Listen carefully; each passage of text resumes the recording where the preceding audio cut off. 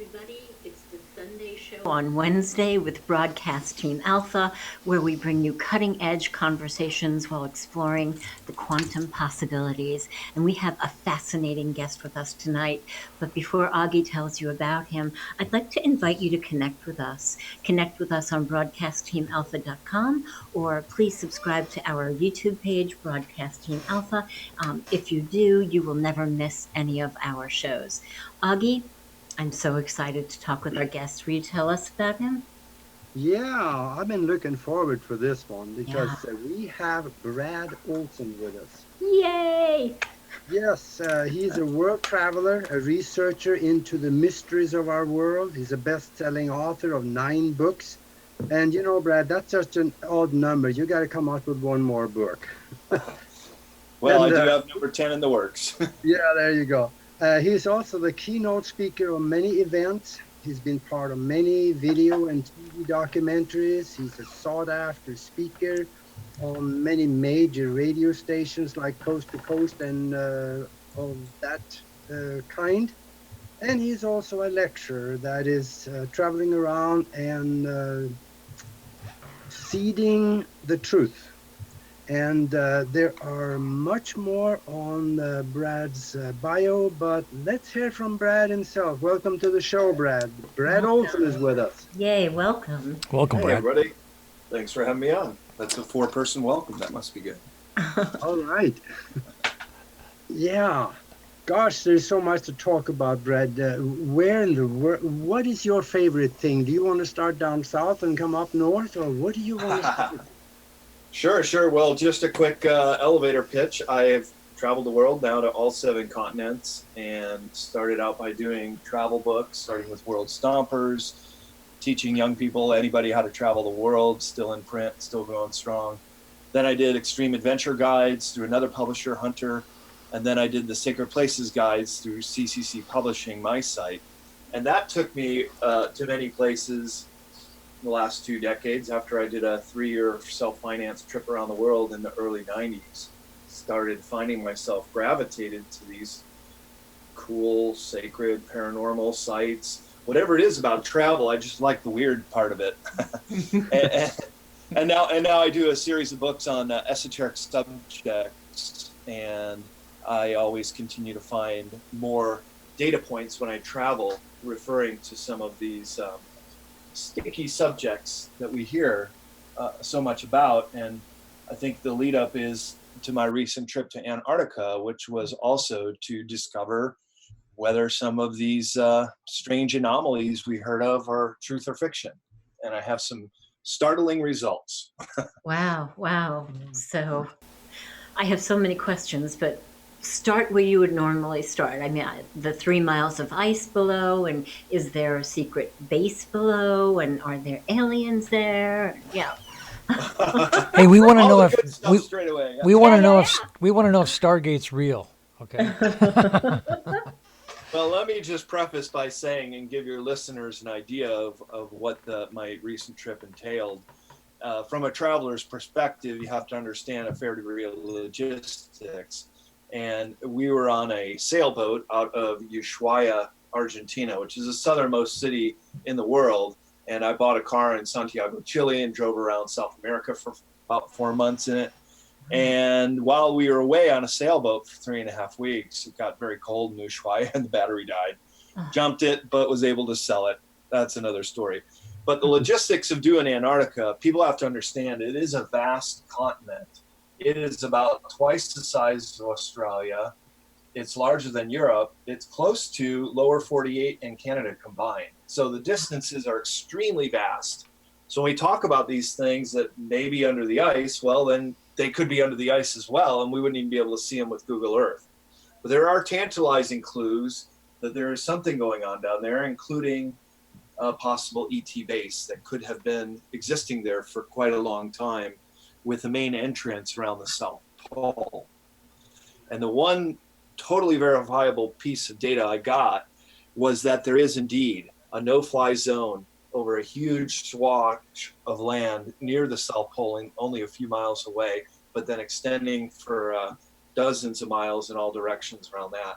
And there is a deep hole down there through sources that I do believe know the area, know the terrain, know what they're talking about, as well as even Admiral Byrd suggested he saw it too, and other explorers. So the fact that there is this big no-fly zone, and as George Nuri said when I was on his Beyond Belief show about a month ago, is why do they need a no-fly zone there? Nobody flies there. Why do they need it? And he's right. Why do they need it? And there is no reason, and nobody does fly there. In fact, right now, everybody's bugging out. So for 8 months, the continent goes into twilight and total darkness at the South Pole for 4 months.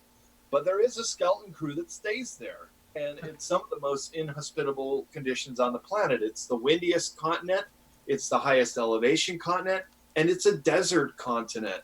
Wow. And it is very low humidity. So you can start sparks with your fingertips at the South Pole Station and elsewhere up on that polar plateau, which is over 2 miles deep in ice. Wow. With volcanoes underneath and geothermal activity, such as the Schumacher Ponds. And you asked me about New Schwabenland, the German territory, yeah. And that was the area that they inhabited, near some geothermal ponds.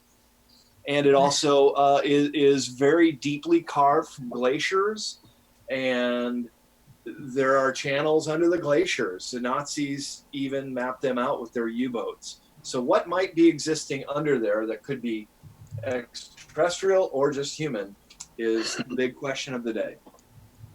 Wow. Yeah, and I also remember that when it comes to the Germans there, they found that there were possibly, I read some German, so I have seen some of those papers, and there's 2 ways that they may be able to get into the interior of the Earth, probably in the middle of that no-fly zone you were talking about, because there is people that has flown over there and said there is a huge hole right there.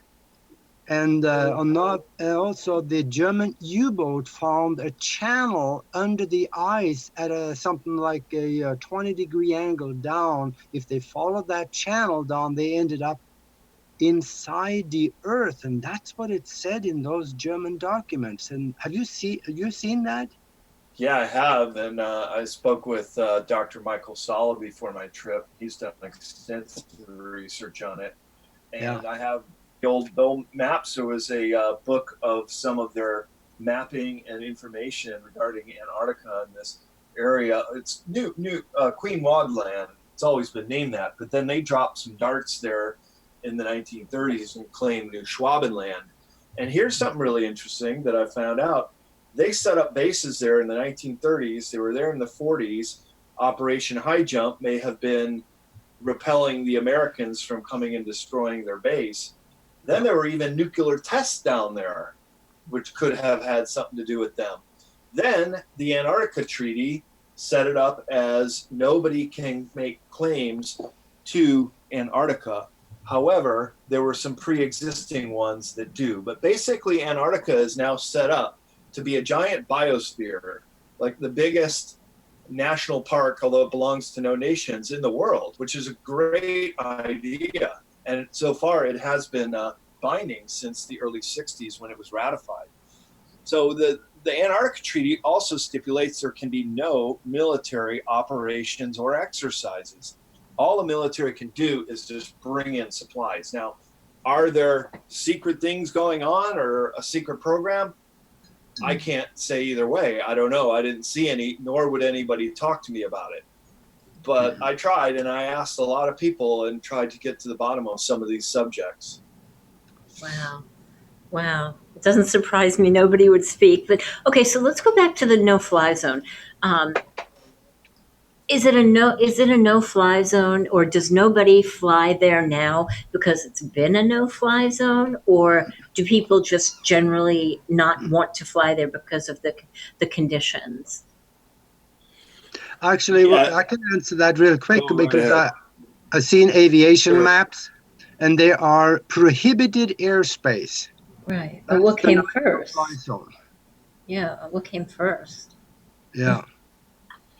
Yeah, well, the cover story is that it's because it's a clean air zone, and they have very sensitive monitors to study the air, because it's one of the most remote regions on the planet.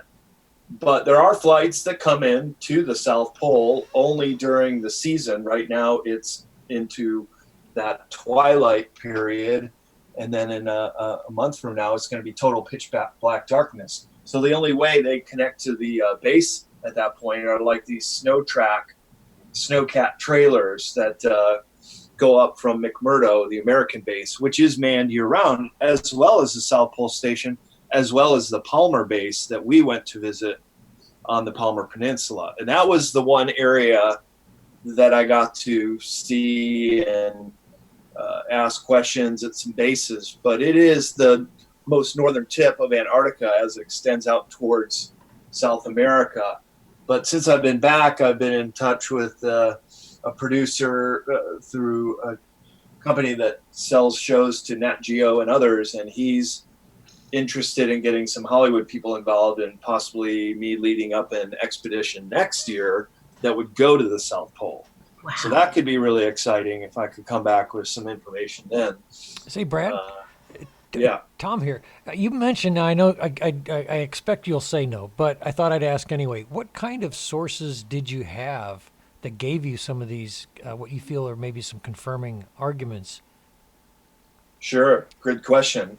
And just to preface, 98% of everybody I talk to, and that's from ship captains in Ushuaia, marine biologists and other scientists that were positioned at the station, even station chiefs themselves on several occasions at Palmer, Vernansky, and Artowski, Q&Aing them, who have been going down there for years and even decades in some case. And most of them just said they had not heard about a craft under the ice, antediluvian civilizations, or even those pyramids that we presume could be fashioned by some intelligent, human or alien, that they think they're just called nunataks, which are just attractive rocks sticking out under the ice. And so one of the most authoritative people I've spoken to on this subject is a logistics manager who just goes over maps and studies routes and understands what it takes to do expeditions inland. And he's been doing it for 20 years. He said the pyramid was a nunatak. He didn't hear of any craft under the ice. I even showed him these pictures that I've had that show a massive craft. And he said, well, one of the photos, there was like a Huey double prop helicopter. And he said, I don't even think there's any of those even on the continent. So this could be Greenland or something else. So actually, he was the one who told me that there is a no-fly zone in the South Pole. So hearing it from him, who basically said, poo-pooed everything else I was asking about, I would take that as a pretty good source for the no-fly zone and the potential for something being there that they don't want anybody to see. We heard these stories in the last year or so, last couple of years, about supposed dignitaries making tourism down there, that this is the big one. That's why all these notables are going down there. They point to John Kerry. They point to the fact that, what's his name, Buzz Aldrin had gone down there, had a heart attack from what he saw. So there's all these stories. Did you mention any of that kind of stuff to these folks down there? Did they seem to laugh, or what? Yeah, for sure. Yeah, and I have a friend who worked at McMurdo last season. He wasn't there this season when I was down there, but he had been there the year after. So he was there 2017, 2018. I was there 2018, 2019. And the big year was before that, 2016, 2017. There was a lot of visitors that go down there because, of course, seasons are opposite. So New Year's Eve up here in the Northern Hemisphere in the middle of winter is the best time to go down there because then you have the 24 hours of daylight. And actually the next month in January, when our expedition set out, is actually statistically the best weather month to go. And we even had a couple days where we were in t-shirts and did the polar plunge and we're sunbathing up on the deck of the boat. It wasn't that bad. That's kind of a misnomer about Antarctica, is that it's always frigid, freezing. It's not the case. I have actually pictures on my website of green grass on the Antarctic continent, on that little arm that comes up towards South America. Yeah, at the very northern tip of the Palmer, as well as some of the peri-Antarctic islands. such as the South Shetland Islands that we went to. Yeah, there's mosses, grasses, fungus. That it's a lot more prevalent there. But if you were to go south of the Antarctic Circle, it becomes very infrequent.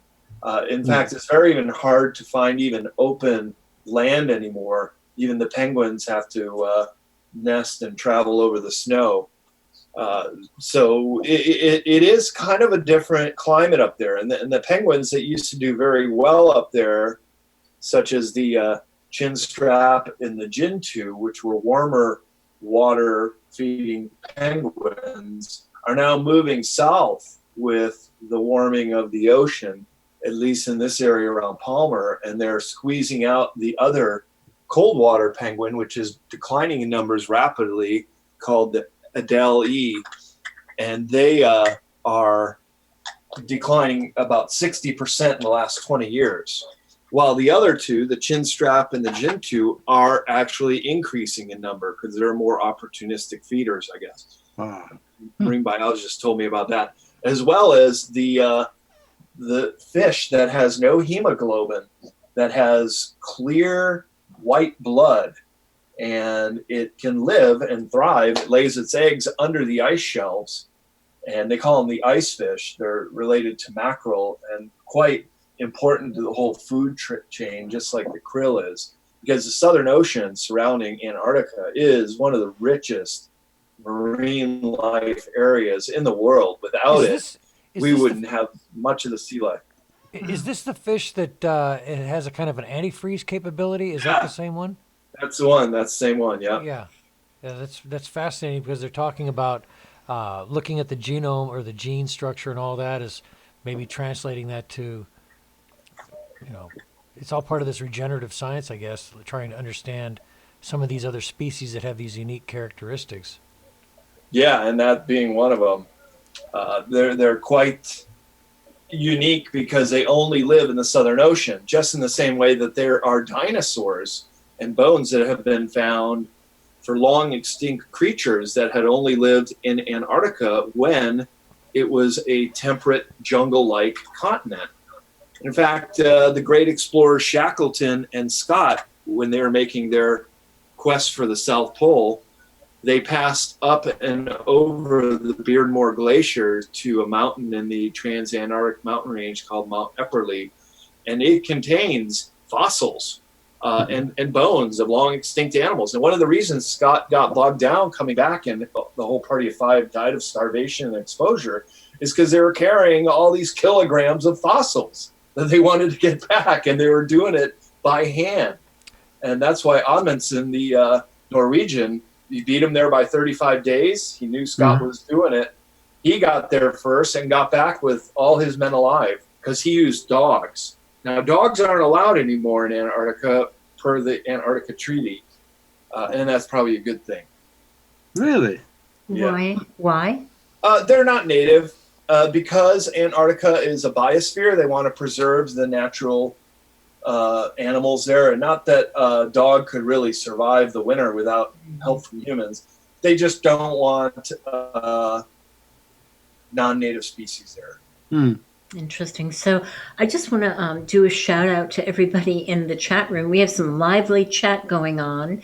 Let's see, PT Ruber is here, and Palladium Labs Thunder is here, and Karen Ann is here. Hi, Karen. And Ben Dover is here. Of course, that's his name. Of course it is.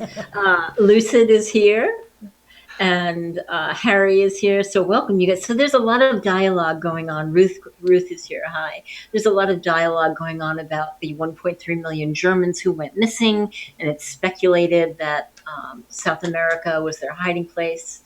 So we're going to talk about South America the second part of the trip, and one of the things I was going down there to research and find out for is what had happened to possibly some of the highest ranking members of the Third Reich and the SS.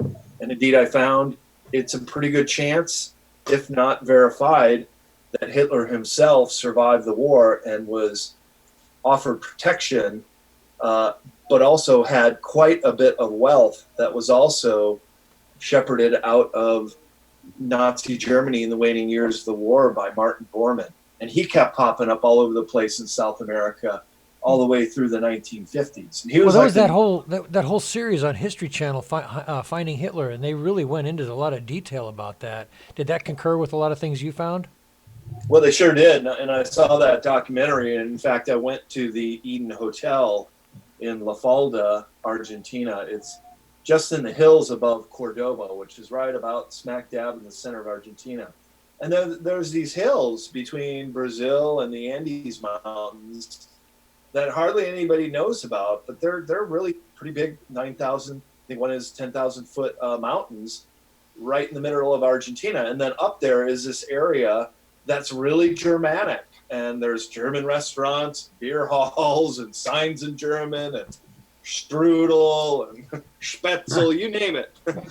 I met it's some like the people. only place you see it, really, that intensive that we've found. When I And lived And a in beer. when I lived in Miami, I met a lot of Argentinians, and they looked like folks from the Midwest. Yeah, German. There's a funny joke because the Germans are the wealthiest Argentinians. They're kind of going through a crisis now, but by numbers, it's really Italians. There's Italian restaurants everywhere and pizza everywhere and pasta. They live off it. And there's a funny joke that who are the Argentinians? They say it's Italians who speak Spanish who wish they were as rich as the Germans. That's great. And there's like less than 1% of indigenous people left in Chile or Argentina. They're just virtually gone. Really? Whereas if you go up to Bolivia and Peru, they're everywhere, and their indigenous culture is still well intact, largely because of the legacy of the Inca and the pre-Inca builders. And that was another aspect of my trip that was really fascinating. A trip within a trip, basically, the Antarctica one and the Peru-Bolivia side.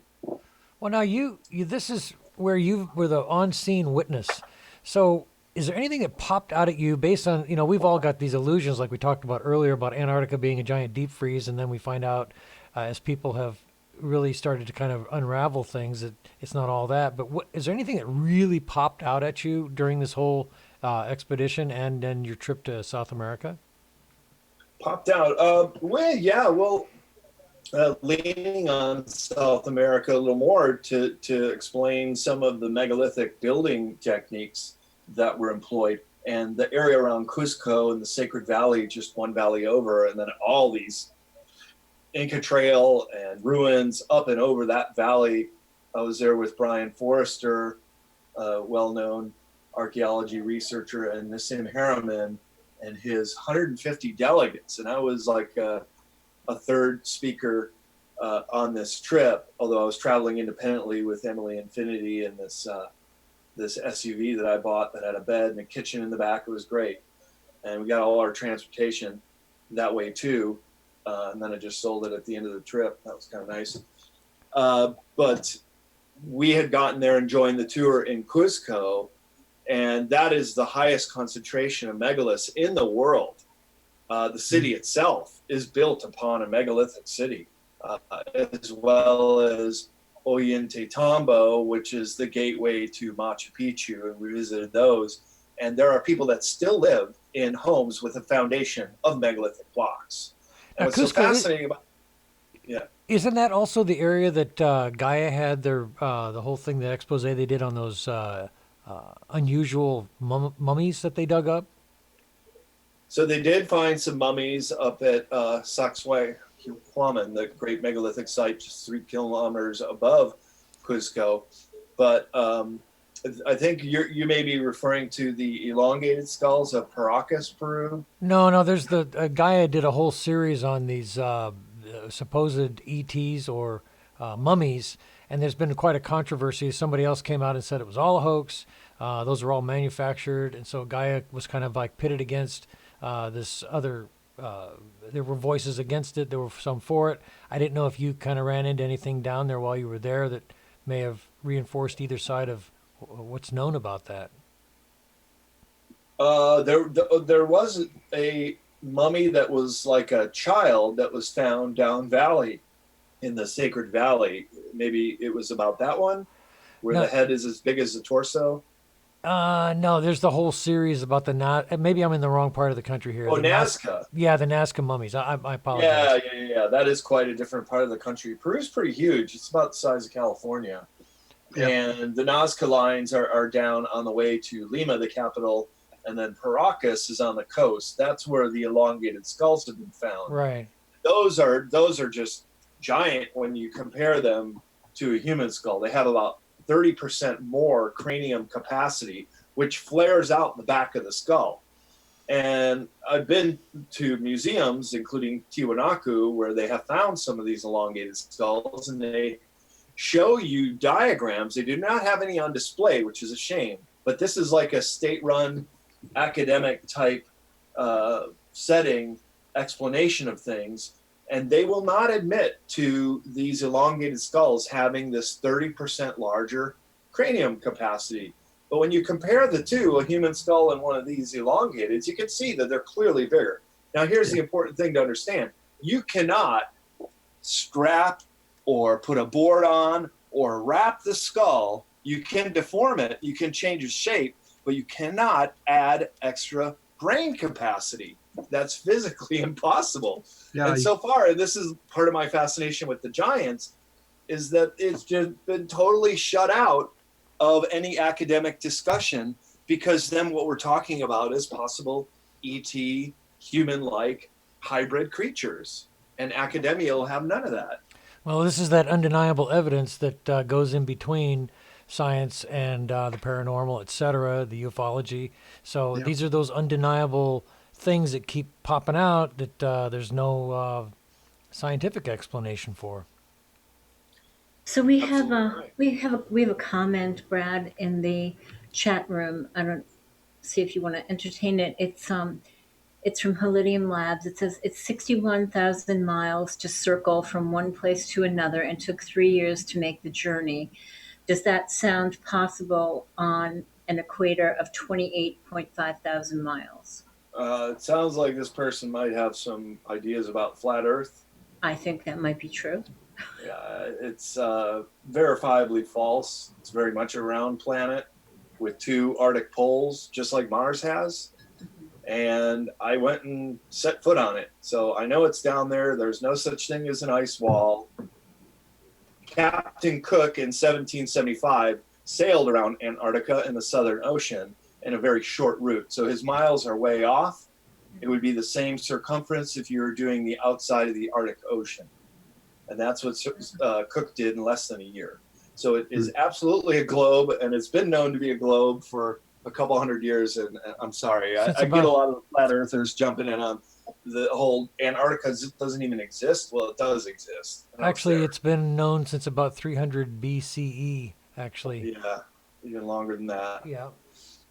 Yeah, and another thing too is that in the summer down there you have 24-hour sunlight, just like you do in the northern hemisphere in the summer. And if the Earth was flat, that wouldn't happen. Yeah, absolutely. It's really not even worth Yeah. wasting any of our time on it. Yeah, there's so much more interesting things. Totally false. It's just incorrect. The world is round. It's a globe. We've seen it from outer space, and we know. Okay. Yeah. So, Yeah, go ahead, Tom. oh no, I was just going to say, Brad, this has been fascinating. It's one thing for all of us to talk about these things. It's another thing to get somebody who's just returned and has eyewitness accounts. Anything else from the both excursions, both South America and Antarctica? Anything else that's kind of popped out? Maybe we didn't get to. Yeah, so this area of La Falda, where the Eden Hotel was, in fact, that documentary Hunting Hitler on the History Channel, I think that's what it's called, or of that nature. It has, that's where part of this was filmed, because it was a very wealthy family that owned it, named the Eichhorns, and they were well-known philanthropers of the Third Reich, and were personal friends with Hitler and got unusual access to him.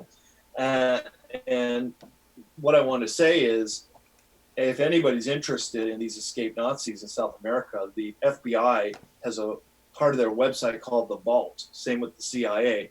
but the FBI has over 200 documents stating Hitler survived the war, as well as other criminals who got away. The whole Nuremberg trial was basically just a show with a few of the people that got caught and they had to do it.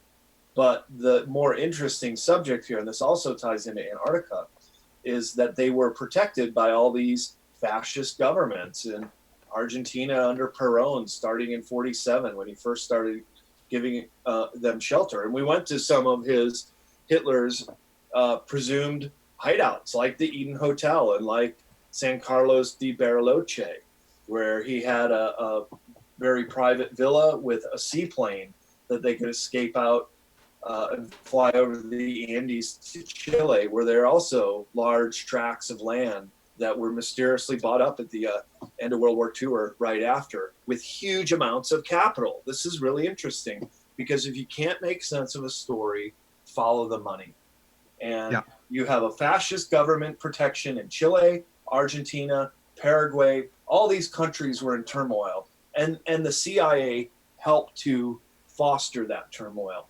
So if it wasn't a fascist here or a duly elected democratic president in Argentina like Allende, they overthrow him and they put in a fascist. So this is how the Fourth Reich is what it really became, was able to exist and survive after the war. Now, we often think of history as being the Cold War between the Soviets and the Americans, but there was a third power out there. And this third power also shepherded away huge amounts of high technology at the end of the war. And this is their UFO disc technology that could also have had an application in thrusting away Admiral Byrd during Operation High Jump. So the South America and Antarctica connection run deep and really define much of the esoteric subject, at least in this region, for the last century. Mm-hmm. Well, they also showed there was a number of Nazi submarines that just kind of went missing coincidentally. Oh yeah, and showed up months after the war in Argentina. Yeah, that's another fascinating aspect. I think it was U-530 that showed up at Mar del Plata. We drove by there and saw it. It's a great, big, wide river delta that spans Uruguay and Argentina all the way up to Buenos Aires. We took a ferry across the last week in South America, Emily and I, after we sold the car, and just had a great time in Uruguay, Colonia del Sacramento. And at night, way off in the distance, you can see the lights of Buenos Aires. Well, just south of there was Mar del Plata, and that's where U-530 showed up months after the war ended. And it was one of the Fuhrer convoy, one of the larger submarines that could have taken out huge pieces of merchandise or craft or stolen artifacts. They just found, when we were down there, they had this house that got raided and they found all of these authentic Nazi artifacts. I'm pretty sure it was in Buenos Aires. It was in all the newspapers down there at the time. And they're still on the lookout for many priceless pieces of artwork and other artifacts that went missing after World War II, even like famous artists, Monet and some others have never reappeared after World War II. Nobody knows where they went. As well as the so-called Spear of Destiny, which Hitler was so quick to get out of the Austrian museum as soon as that country was annexed in 39 or 38. Right, he believed that it carried some kind of supernatural power, just like a lot of the other stuff that they were pulling out of the Nepal and the Himalayas, etc. They were pulling all those artifacts out. Oh yeah, and with Tibetans help too, that they felt that the Tibetans were the most spiritually evolved Asian people, at least. And in fact, in the Fuhrer bunker, they found all these Tibetans who were wearing Nazi uniforms that did a ritual suicide together. And it wasn't only because one of the Russian soldiers was from Siberia and he recognized their face and could say, no, those are Tibetans. So there was some real deep occult-like things that were happening with the Tibetans all throughout the Third Reich era. Well, in the last 6, 7 years, a lot of the narratives that we've all grew up with have all been kind of gradually, the onion's been peeled away, and a lot of things that we've all been told have been kind of debunked or revisited as, the truth is coming out. Where do you stand on a lot of what's coming out now? What's happening that, as far as what people call disclosure, or some of these truths that we were raised with are now being shown to be false, new information, that kind of thing?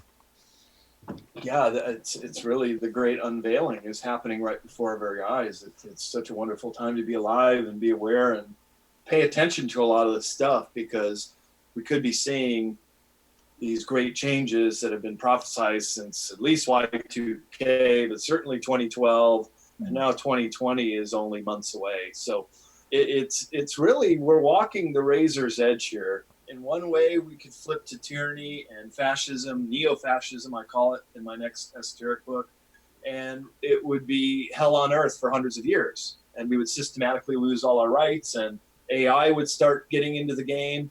It already is. Or we can have a sort of renaissance with humanity, an enlightenment period. A light bulb moment goes off in everybody's head, and we all start getting it. What's so interesting about Earth right now is that we live on a planet where you still have Stone Age, primitive, illiterate tribes that have no contact even in the Brazilian rainforest or in some of the valleys of Papua New Guinea. There's still Stone Age people out there. And on the other end of the spectrum, you have humans in outer space with possibly a breakaway civilization living off planet or in ship. So it's quite a dichotomy of what is humanity? Who are we? We're like everything down here and up there and in the jungle.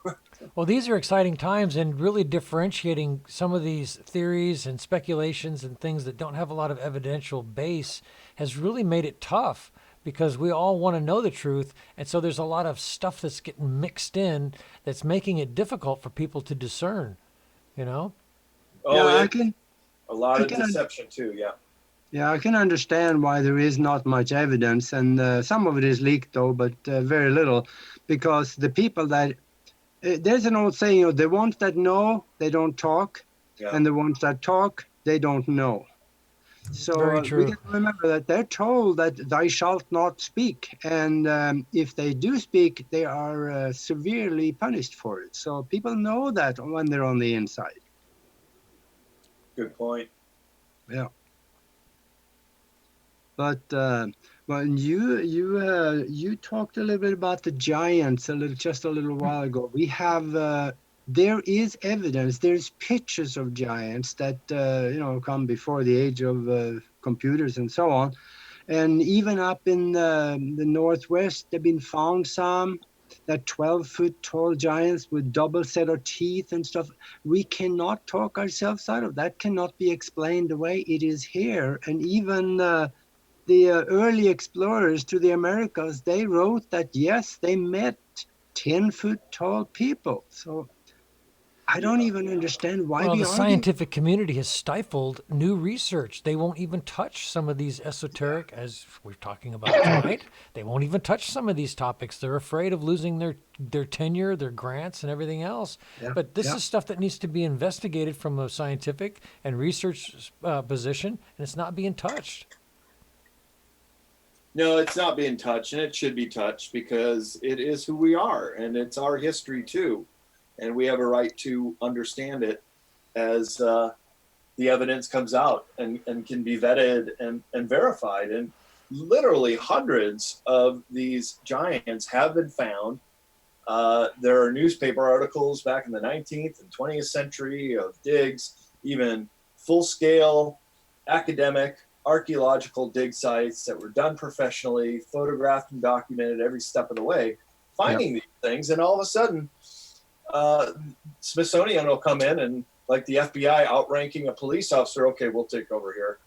And all the research is taken off, and sooner or later, the original researchers are like, hey, whatever happened with that? Can we get those findings you promised us? And they'll say, we don't have any record of what you're talking about, sir. So there has been well-documented case, we call it Smithsonian Gate, of this institution coming in, and basically they want to control the narrative of who we are and who is also existent on this planet.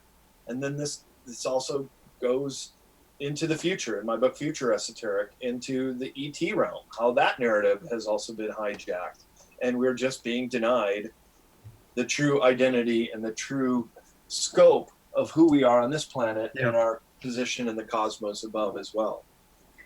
Can you expand a little bit on that? Whatever you feel comfortable with. Of course.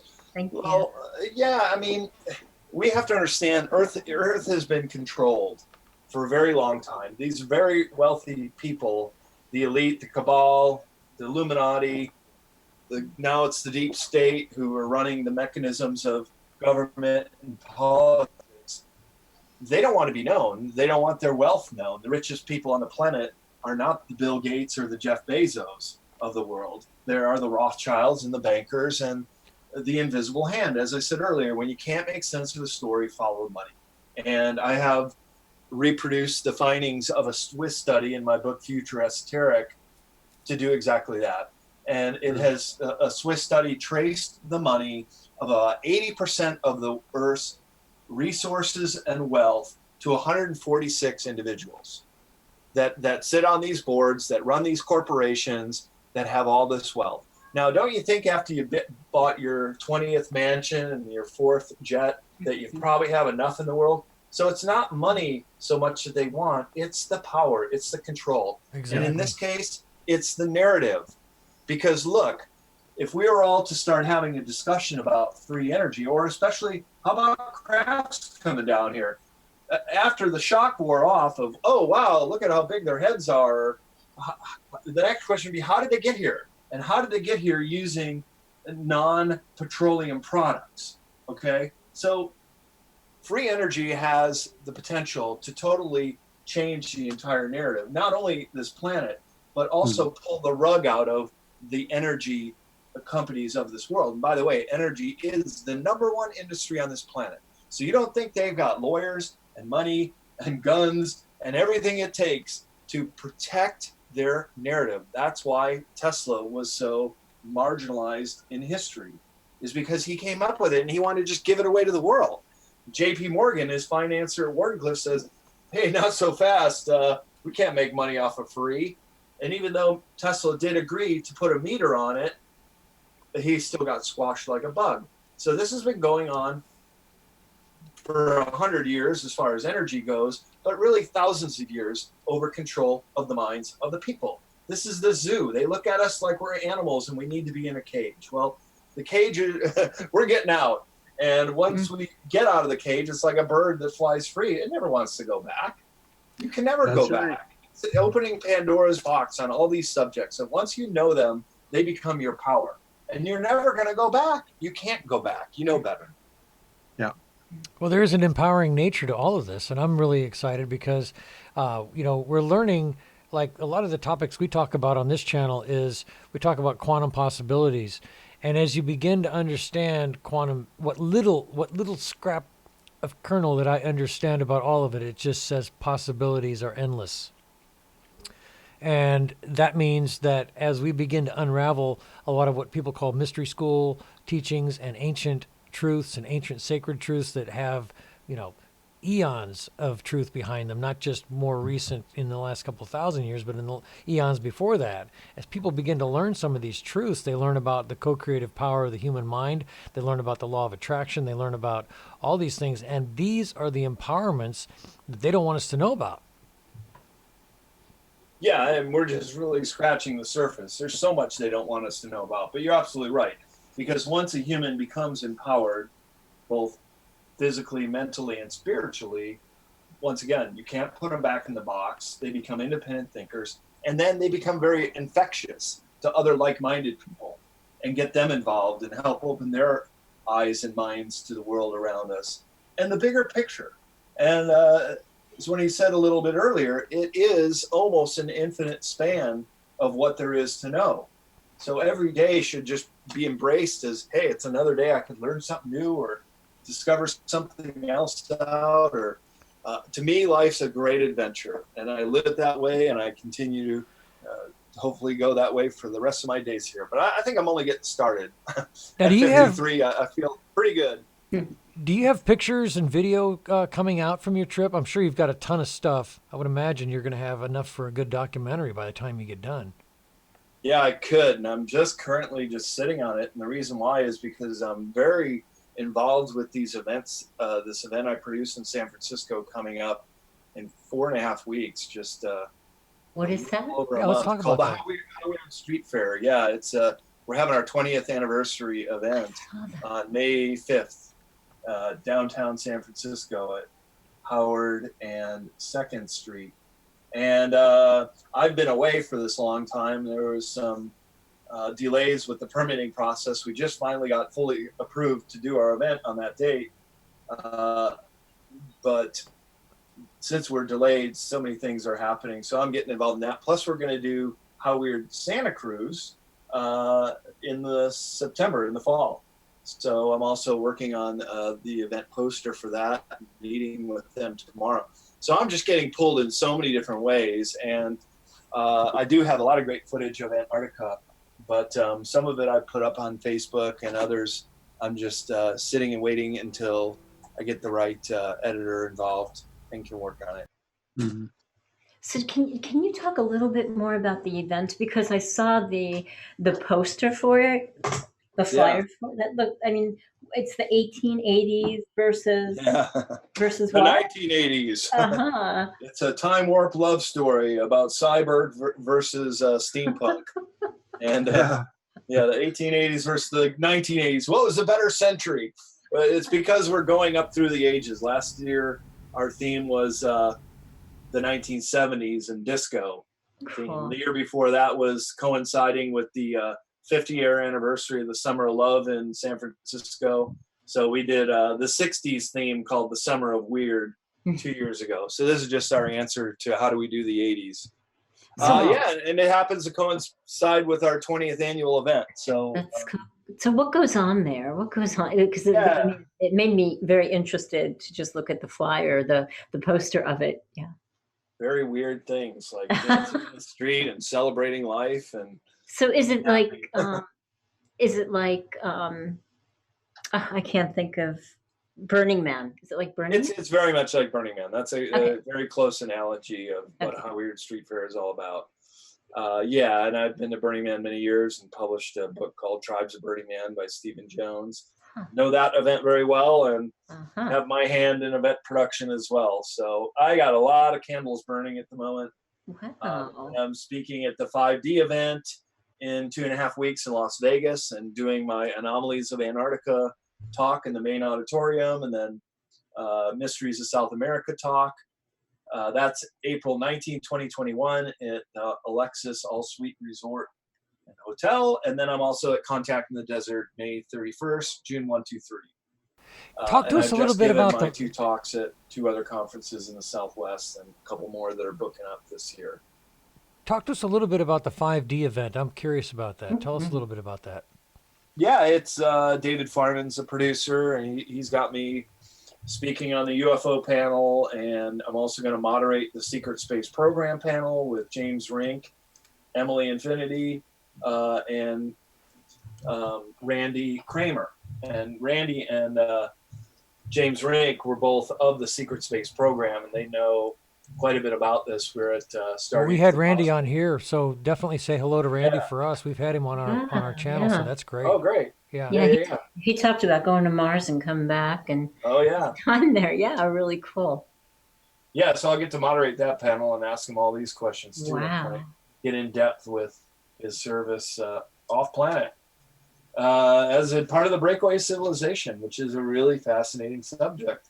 I find that humanity has found itself now in outer space and off world. So how do you envision that? I mean, how do you envision that? I mean, it could be from an artistic perspective where I'm not going to nail you down to anything. But you mean How Weird or off planet or something like that? Yeah, like off planet. How do you envision that might be happening?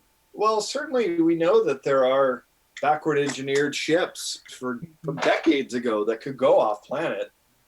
even act as more than a space station, as a carrier craft, which may have these smaller scout crafts in it. The cigar-shaped craft are a good example. That's what Gary McKinnon said he saw when he was uploading documents in 2001, which I profile in my book, Future Esoteric, The Unseen Realms. And we've been delving into this backward engineered stuff for over 70 years.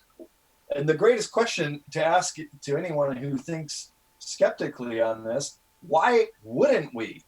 If we have recovered down craft and we're talking about alien technology that may also have the ability to crash energy as we know it on this planet, of course it's going to be kept top secret and be of the utmost interest to our military, government, and these elite individuals who really run all those other departments. So this is one of those subjects that keeps getting bottled up that I just think absolutely has to come out there and be freed for humanity's sake.